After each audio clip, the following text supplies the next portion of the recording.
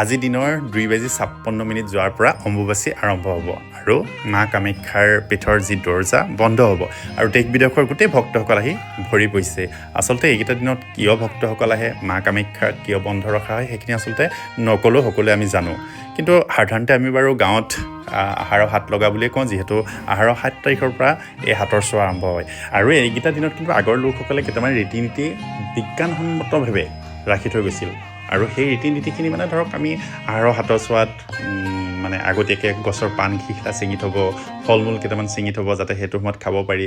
যদি বাৰীত লাগি থকা শাক পাচলিখিনি ছিঙি থ'ব, যিহেতু গছৰ পৰা একো নিছিঙে। বা তেওঁলোকে ভঁৰালৰ পৰা দেখিছিলোঁ যে সৰু থাকোঁতে দেখিছিলোঁ ধানখিনি উলিয়াই পিনি খুন্দাই থৈছিলে। গতিকে ময়ো নিয়মটো কৰি কোৱাৰ্টাৰ পিছপিনে থকা কঁঠালজোপাৰ পৰাই কঁঠাল কেইটামান পাৰি থৈছোঁ দেই। নিশ্চয় কিবা এটাতো কৰিলোঁ ন আহাৰৰ হাতৰ চোৱা বুলি।